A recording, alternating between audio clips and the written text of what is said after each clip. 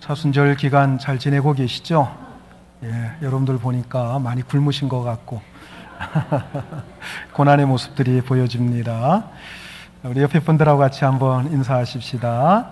자, 은혜로운 사순절 기간 됩시다 하고 인사합시다.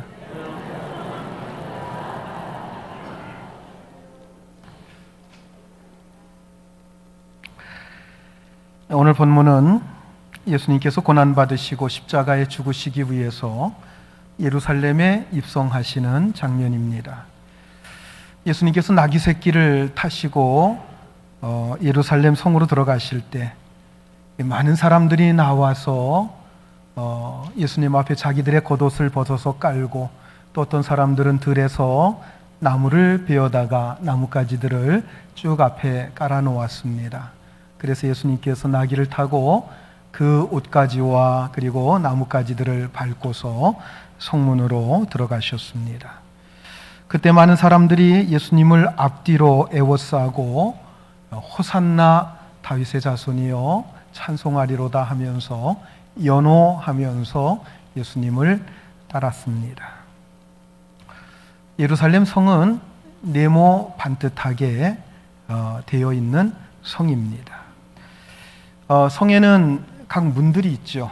서울에도 예전에 한성이 있고 성에는 문들이 있어요. 숭례문, 돈의문, 무슨 문 해가면서 이렇게 문이 있습니다. 이것처럼 예루살렘 성도 여러 개의 문이 있는데요. 북쪽에는 이 다윗 성문이 있고 그 옆에는 헤롯 문이 있다고 합니다. 또 서쪽에는 욥바문이라고 하는 게 있는데 아마 서쪽이 욥바로 가는 길이기 때문에 그쪽에 이름을 욥바문이라고 한 것 같습니다. 남쪽에는 쓰레기나 오물 같은 것을 내가는 이 분문, 분이라는 뜻이 뭔지 알죠? 오물이라고 하는 뜻이, 오물 같은 것을 내가는 분문이 있다고 합니다.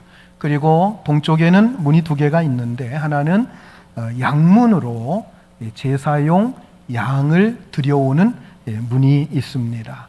자, 그런데 그 문 곁에서 나중에 스데반 집사가 순교를 당하기 때문에 그 문을 스데반의 문이라고도 부른다고 합니다.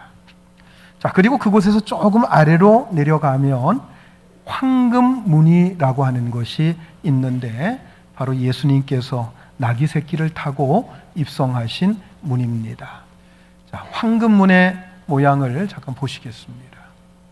저게 예루살렘 성곽과 그리고 문인데 황금문입니다. 자, 현재 저 황금문은 사람이 통행할 수가 없습니다. 굳게 닫혀 있다고 합니다. 예, 됐습니다. 나중에 여러분 예루살렘에 가시면 이곳이 예수님께서 나귀를 타고 들어가셨던 문이로구나 여러분들이 생각하시면 되겠습니다. 지난 20세기를 가리켜서 열쇠의 시대다라고 말을 합니다. 그 당시 능력 있는 기준이 열쇠를 몇 개 가지고 있느냐, 그걸 가지고 판단을 했다는 겁니다. 그래서 허리춤에 열쇠 고리를 달고 다니면서 열쇠가 많이 있는 것을 굉장히 자랑스럽게 생각하던 그런 시대가 있었습니다. 아파트 열쇠, 사무실 열쇠, 자동차 열쇠, 차고 열쇠, 이런 것들이 많이 가지고 있으면 그만큼 능력 있는 사람처럼 그렇게 인정이 되던 때가 있었습니다. 자, 그리고 아들이 법관이나 의사가 되면 며느리로 들어올 여자는 적어도 열쇠 몇 개는 지참하고 와야 된다, 그런 얘기 있었죠. 못 들어보셨어요? 그런 얘기 있었습니다. 예. 자, 그런데 21세기 들어와서는 열쇠가 필요 없는 그런 시대가 됐어요. 거의 모든 것들이 다 버튼으로 되어 있습니다. 아파트나 사무실을 들어갈 때 버튼에 번호만 누르면은 들어갈 수 있고, 자동차도 스마트 키라고 하는 게 나와서 이제는 키를 가지고 시동을 걸거나 자동차를 열거나 하지를 않습니다. 버튼만 누르면 자동차가 열리고 키 몸에 지니고만 있으면 됩니다. 시동도 버튼만 누르면 시동이 켜집니다. 그런 차 못 보셨나 봐요. 신기한 듯이 쳐다보시는데 요즘엔 다 그렇게 나와요. 어떤 노인은 자식들의 집에 가고 싶어도 갈 수가 없다고 그래요. 아파트 입구에서부터 들어가는 과정이 너무나 복잡합니다. 또 외워야 될 숫자가 너무 많은데 노인이 되다 보니까 외울 수가 없어서 못 들어가는 경우들이 많이 있다고 그렇게 토로를 합니다. 아마 여러분들도 굳게 닫힌 문 앞에 서성였던 경험들이 다 있었으리라고 생각을 합니다. 자, 먼저 예수님 당시에 예수님께서 나귀 새끼를 타고 예루살렘에 들어가셨던 그 황금문의 상황을 한번 생각해 보십시다. 물론 당시 그 문은 활짝 열려 있었고 주님께서도 그 문으로 들어가셨습니다. 자, 그런데 여러분 잘 들으세요. 외형적으로 볼 때는 분명히 그 문이 활짝 열려 있었지만 이스라엘 백성들의 마음은 굳게 닫혀 있었다라는 것입니다. 예수님께서 나귀 새끼를 타고 예루살렘에 들어가신 사건은 역사상 단 한 번만 있었던 사건입니다. 성경에 보면 한 번밖에 없었던 사건들이 여러 가지가 나옵니다. 즉 한 번으로 영원히 끝나는 사건입니다. 예를 들어서 우리가 육신으로 태어나는 사건은 한 번으로 끝납니다. 다시 엄마 뱃속에 들어갔다 다시 태어날 수는 없습니다. 불교에서는 윤회를 얘기하죠. 다시 태어난다. 여러 가지 다른 종류로 태어날 수 있다 이렇게 얘기합니다만은 실제 우리 인생은 한 번 태어나는 것으로 끝입니다. 천지창조도 한 번으로 끝난 사건이었습니다. 하나님께서는 한 번의 창조로 천지창조를 완성하셨습니다.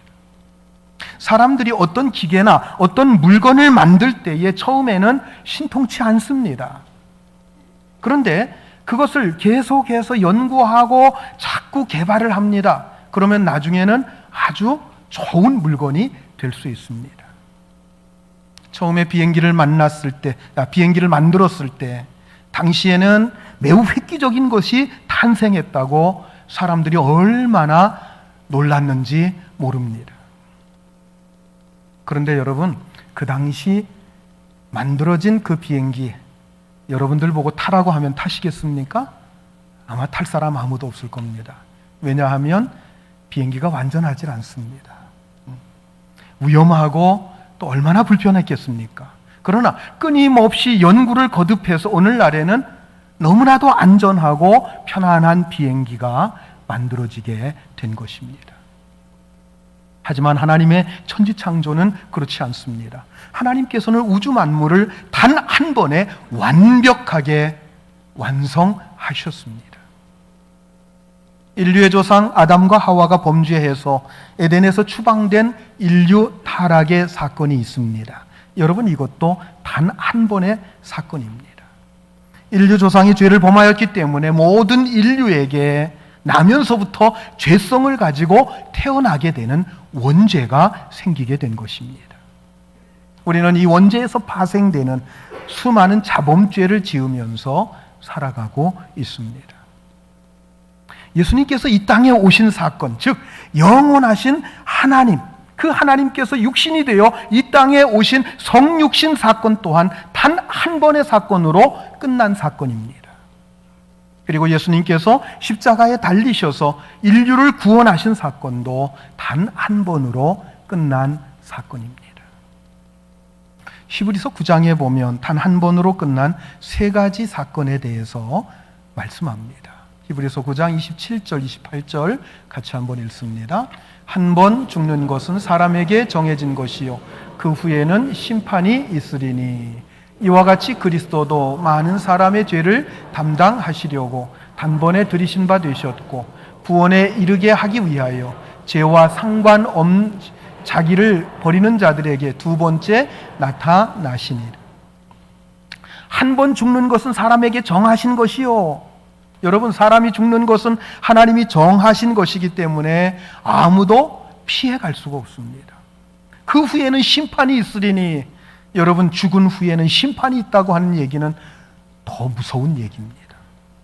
이와 같이 그리스도도 많은 사람의 죄를 담당하시려고 단번에 들이신 바 되셨다라고 말씀합니다. 예수님께서 우리의 모든 죄를 대속하시려고 십자가에 죽으셨음을 말씀하는 겁니다. 여러분, 이 세 가지는 모두 다 한 번 일어났던 사건이든지 한 번만 일어날 사건입니다. 그런데 이 세 가지, 즉 죽는 문제, 심판의 문제, 그리고 십자가 대속의 문제, 이 세 가지가 합해지면 우리 인생의 모든 문제가 다 해결된다고 하는 사실입니다.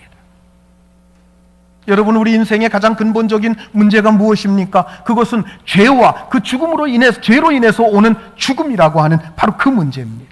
그런데 예수님의 십자가의 거룩하신 속죄의 죽음으로 죄와 죽음의 문제가 해결된 줄 믿으시기 바랍니다.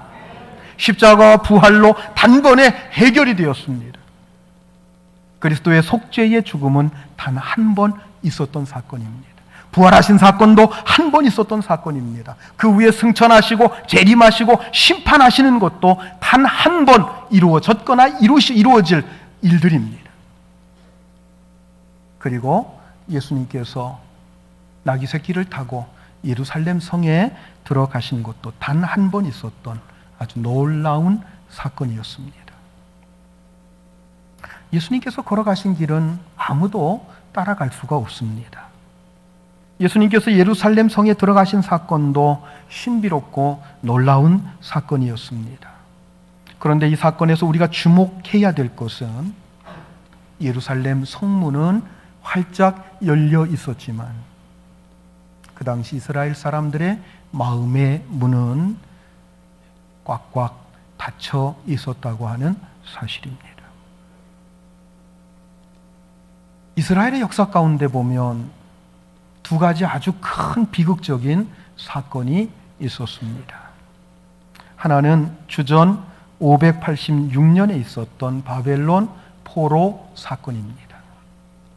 바벨론에 의해서 유대 나라가 멸망당해서 그 화려했던 왕궁과 성전이 파괴를 당하고 불에 타서 모든 것을 다 빼앗겨버리는 그런 사건입니다. 이스라엘 백성들은 바벨론으로 끌려가서 종살이 하게 되었습니다. 이스라엘의 참혹한 역사였습니다. 구약성경 열왕기 하나 역대하에 보면 그들이 그러한 처참한 그 일을 당한 그 이유가 무엇인가에 대해서 말씀하고 있습니다. 그 이유는 그들이 하나님의 율법을 어기고 하나님의 계명, 하나님의 말씀을 버렸기 때문이다라고 말씀하고 있습니다. 두 번째 사건은 예수님께서 직접 예언하셨던 사건입니다. 누가복음 19장 41절로 44절까지 같이 봅니다. 가까이 오사 성을 보시고 우시며 이르시되 너도 오늘 평화에 관한 일을 알았더라면 좋을 뻔하였거니와 지금 내 눈에 숨겨졌도다. 날이 이를지라 네 원수들이 토둔을 쌓고 너를 둘러 사면으로 가두고 또 너와 및 그 가운데 있는 네 자식들을 땅에 메어치며 돌 하나도 돌 위에 남지 아니하리니 이는 내가 보살핌을 받는 날을 알지 못함을 인함이니라. 예수님께서 예루살렘 성을 보시고 우셨다고 했어요. 왜 우셨습니까? 장차 이 성이 당하게 될 그 비참한 일을 주님께서 바라보시면서 안타까운 마음을 가지고 우신 것입니다. 원수들에게 포위를 당하고 백성들이 죽임을 당하고 성전과 성의 돌들이 돌 위에 돌 하나 첨 놓이지도 않고 다 무너지게 될 것을 주님께서 바라보시면서 예언을 하십니다. 자, 그 뒤에 보면 또 이런 예언이, 비슷한 예언이 또 하나 나오는데 같이 봅니다. 누가복음 21장 20절로 24절입니다. 너희가 예루살렘이 군대들에게 에워싸이는 것을 보거든 그 멸망이 가까운 줄을 알라. 그때에 유대에 있는 자들은 산으로 도망갈 것이며 성내에 있는 자들은 나갈 것이며 촌에 있는 자들은 그리로 들어가지 말지어다. 이 날들은 기록된 모든 것을 이루는 징벌의 날이니라. 그날에는 아이벤 자들과 젖 먹이는 자들에게 화가 있으리니 이는 땅에 큰 환난과 이 백성에게 진노가 있겠음이니라. 그들이 칼날에 죽임을 당하며 모든 이방에 사로잡혀 가겠고 예루살렘은 이방인의 때가 차기까지 이방인들에게 밟히리라. 예루살렘 성이 이방 군대의 포위를 당하게 될 것이고, 그렇게 될 때에는 이 성이 멸망할 때가 가까웠나 보다 하는 것을 알고 너희들은 빨리 산으로 들로 도망가라는 것입니다. 이 백성에게 큰 진노가 임한다는 거예요. 많은 사람들이 죽임을 당하고 또 많은 백성들이 이방 땅에 사로잡혀 가게 되고 이방인의 때가 차기까지 예루살렘이 이방인들에게 짓밟힘을 당하게 될 것이다 라고 하는 주님의 예언의 말씀입니다. 여러분, 이 예언은 주 70년에 예수님께서 십자가에 죽으시고 부활하시고 승천하신 지 한 40여 년 만에 실제로 이루어진 사건입니다. 예루살렘이 로마 군대에 함락된 사건입니다. 로마의 에피파스가 주후 68년에 이스라엘을 포위를 했고 그 후에 그의 아들 티투스가 와서 예루살렘을 함락시켰습니다. 마침 그때가 6월절이었기 때문에 100만 명이 넘는 인구가 예루살렘에 모여 있다가 그들에게 다 멸절을 당했습니다. 2년 동안 포위를 당하면서 그들이 먹을 것이 없어서 10만 명 이상이 굶어 죽게 됩니다. 그리고 90만 명 이상이 로마로 끌려가서 노예가 되게 됩니다. 지금도 예루살렘에 가면 통곡의 벽이 있습니다. 그곳에 가면 유대인들이 그 벽을 붙잡고 통곡하는 모습을 지금도 볼 수 있다고 그래요. 그 통곡의 벽은 주 70년에 예루살렘이 멸망한 이후에 2000년 동안 울고 있는 것입니다. 그리고 예루살렘에서 이스라엘 백성들은 다 쫓겨나고 그곳에 이방인들이 들어와서 살게 되었습니다. 나중에 몇백 년 후에 이슬람이라고 하는 종교가 생겨나게 됩니다. 그리고 이슬람이 그곳을 다 점령해버립니다. 그리고 지금은 그 성전이 있던 자리에, 예루살렘 성전이 있던 자리에 이슬람 사원인 모스크가 세워져 있습니다. 그런데 유대인들은 예루살렘이 왜 그렇게 함락되었으며 왜 그런 비극적인 사건이 자기들 민족 속에 있어야 됐는지 그 이유를 아직도 모르고 있다고 하는 사실이, 여러분, 그 이유가 무엇입니까? 그것은 바로 그들이 메시아를 십자가에 못 박아 죽인 바로 그 죄값 때문입니다. 그들은 예수님이 메시아로 오셨을 때 메시아를 배척했습니다. 그리고 십자가에 못 박아 가혹하게 죽였습니다. 그 죄값으로 말미암아 그들은 멸망을 당했고 세계 곳곳으로 흩어져서 2000년 가깝게 모진 수모를 다 겪으면서 살 수밖에 없었던 거예요. 특히 2차 대전 때에는 나치 독일의 히틀러에 의해서 유대인들이 600만 명이라고 하는 엄청난 수가 학살을 당하는 엄청난 비극적인 사건이 일어나게 된 것입니다.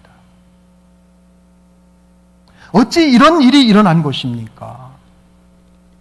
유대 종교 지도자들과 유대인들이 예수님을 빌라도 총독에게 넘겨 십자가에 못 박으라고 요청을 했습니다. 그때 빌라도가 이 예수님의 죽음에 대해서 자신은 책임이 없다라고 이야기를 하니까 그들이 이렇게 외쳤습니다.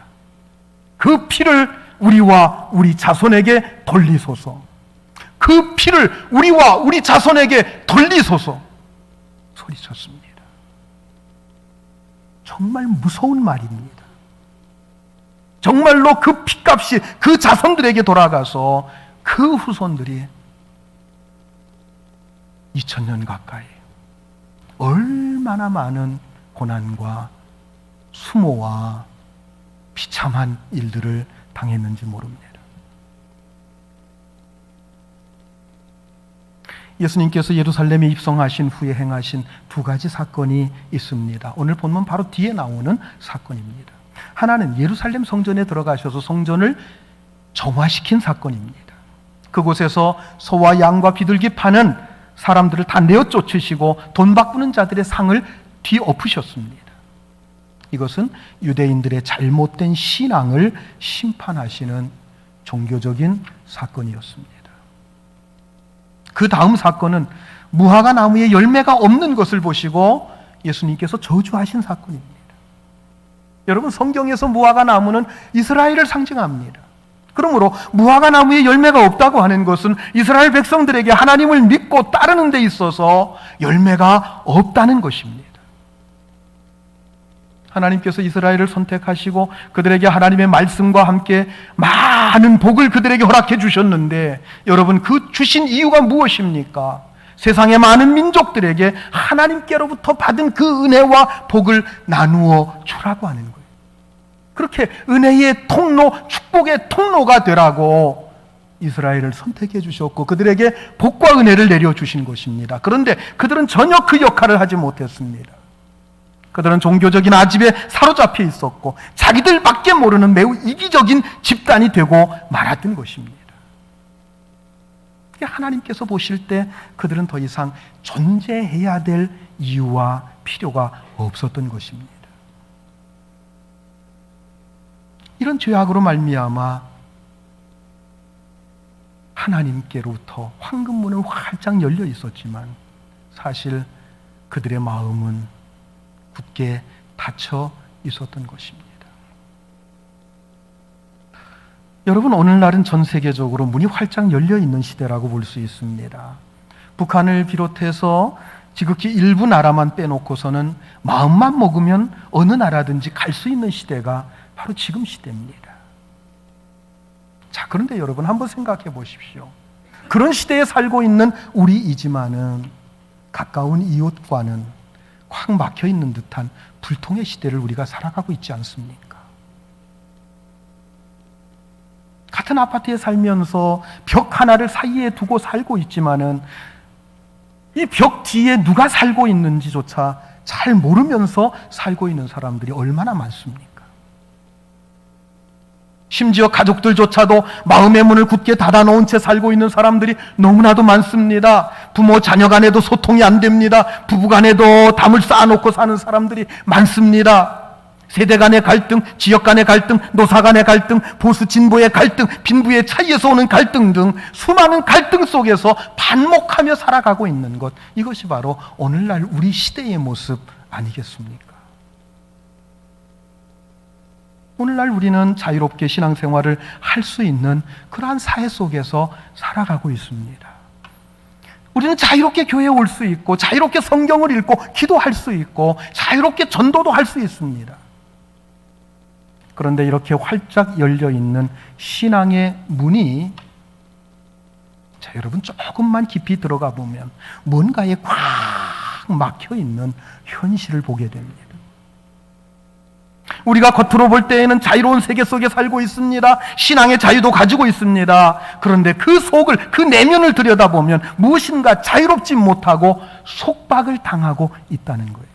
자, 그렇다고 한다면 오늘날 우리 그리스도인들이 무엇에 속박을 당하고 있습니까? 두 가지입니다. 첫째는 너무나도 바쁜 생활입니다. 교회에 나오다가 나오지 못하는 자들에 대해서 설문조사를 했더니 대답 중에 80% 이상이 너무나 바쁘기 때문이다라고 대답을 했다고 합니다. 확실히 현대인들은 너무나도 바쁩니다. 그리고 이 분주함이 신앙생활에도 많은 영향을 주고 있는 게 사실입니다. 두 번째는 여러 가지 우상들 때문입니다. 옛날에는 돌과 나무를 가지고 뭔가 형상을 만들어서 그걸 섬겼어요. 그걸 우상숭배라고 이야기를 했습니다. 그런데 오늘날의 우상은 눈에 보이지 않는 정신적인 우상입니다. 그 정신적인 우상이 많다는 거예요. 여러분, 우상이라고 하는 게 무슨 뜻입니까? 여러분, 무엇이든지 그것이 가지고 있는 본분이 있어요. 그런데 그 본분에서 지나치게 벗어난 것, 여러분, 그게 바로 우상이라는 겁니다.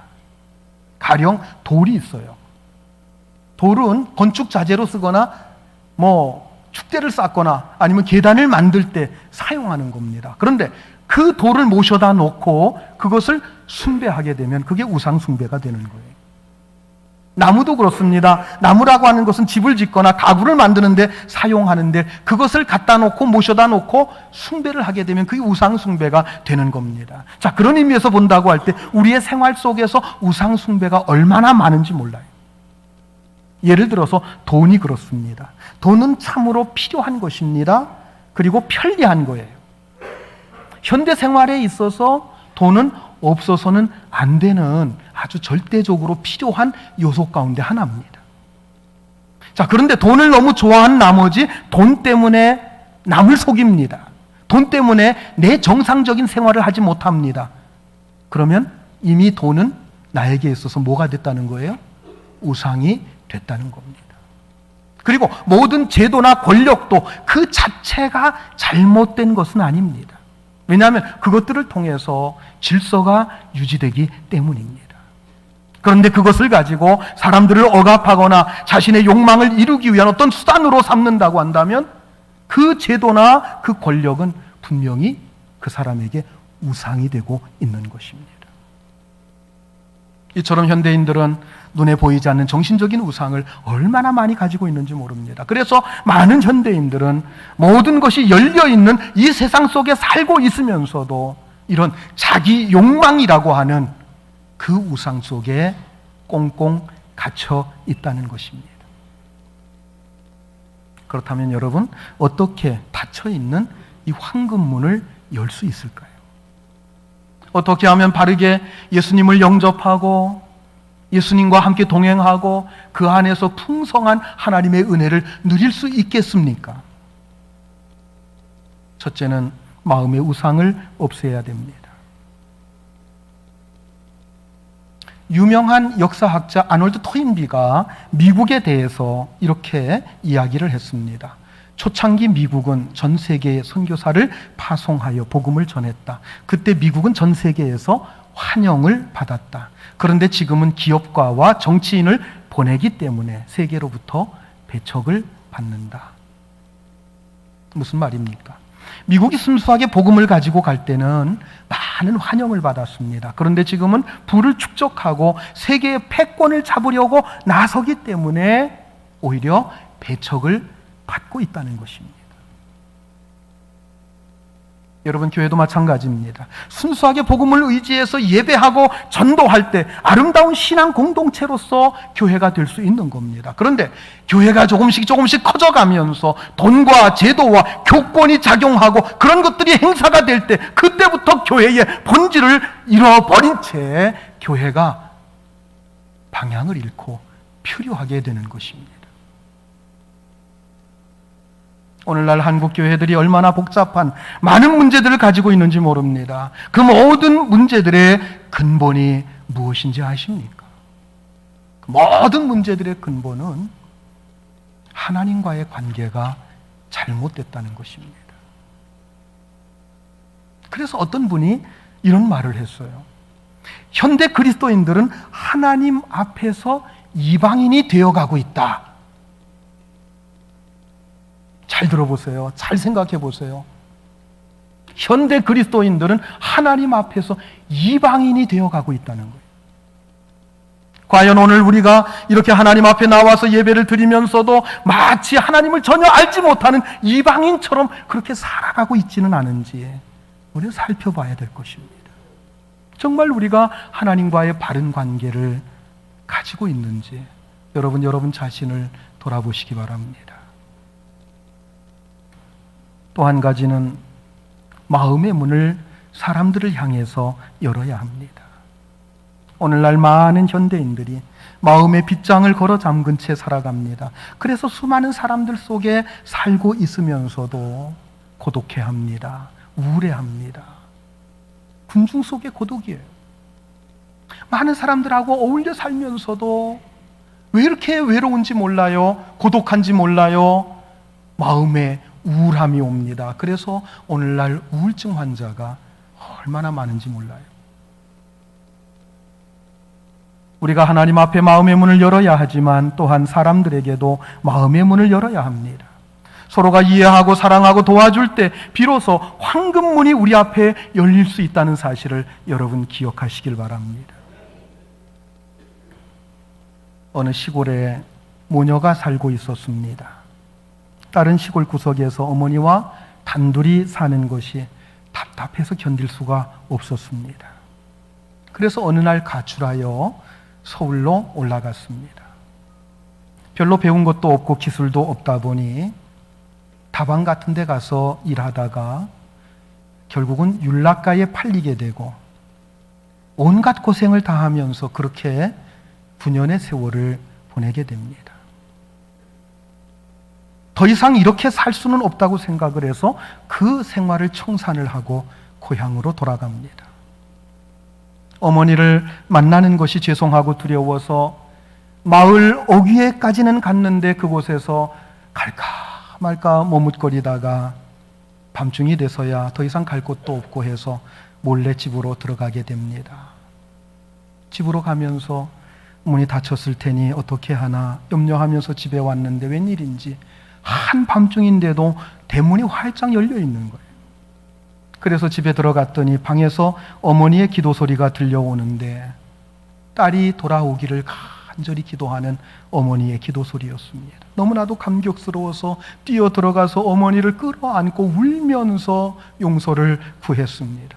한참을 그렇게 끌어안고 울다가 딸이 어머니에게 말합니다. 그런데 엄마, 왜 이 한밤중에 대문은 저렇게 활짝 열어놨어요? 그때 어머니가 대답을 합니다. 내가 집을 나간 후에 9년 동안 한 번도 대문을 닫아본 적이 없단다. 그동안 딸은 엄마가 답답하고 엄마의 마음이 꽉 닫혀 있다고 생각을 했어요.